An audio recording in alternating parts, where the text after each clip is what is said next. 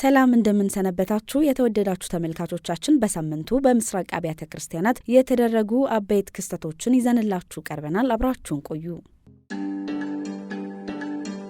ክላውዲዮ ሉቺያን የሮማኒያ ግሪክ ካቶሊክ ቤተክርስቲያን ሊቀ ጳጳስ ሆነው ተሾሙ። ክላውዲዮ ሉቺያን አዲሱ የሮማኒያ ግሪክ ካቶሊክ ቤተክርስቲያን ሊቀ ጳጳስ ሆነው ተሾሙ። የቀድሞ ግሪክ ካቶሊክ ቤተክርስቲያን ሊቀ ጳጳስ ካርዲናል ሙሬሻን ህልፈተ ህይወትን ተከትሎ ጥቅምት 26 2018 ዓ.ም አዲሱ የሮማኒያ ግሪክ ካቶሊክ ቤተክርስቲያን ሊቀ ጳጳስ በሮማኒያ ጳጳሳት ሲኖዶስ ተመርጧል። እንደ አውሮፓውያን አቆጣጠር በሐምሌ ወር 1972 የተወለዱት ክላውዲዮ ሉቺያን በሮም ፍልስፍናና ስነ መለኮት በማጥናት በፓሪስ የሮማኒያ ግሪክ ካቶሊክ ተልእኮንና የሮማኒያ ጳጳሳዊ ኮሌጅን በኃላፊነት መርተዋል። እንደ አውሮፓውያን አቆጣጠር በ2011 በርዕሰ ሊቃነ ጳጳሳት ቤኔዲክቶስ 16ኛ ጳጳስ ሆነው የተሾሙት ብፁዕነታቸው ሊቀ ጳጳስ ሆነው ከመመረጣቸው በፊት ከ2021 ጀምሮ በሮማኒያ የክሉጅ ገርላ ጳጳስ ሆነው አገልግለዋል።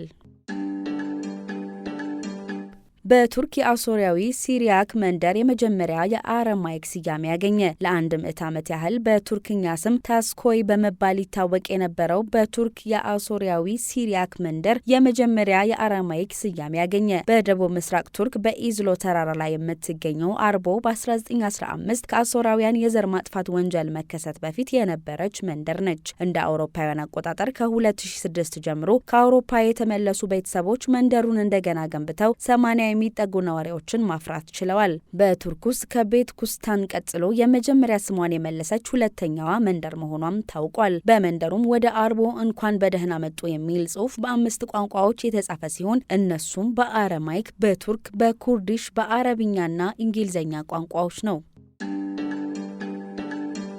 በሶሪያ የአልጋሳኒያ ክርስቲያኖች ከ13 ዓመታት በኋላ ወደ አካባቢያቸው ተመለሱ።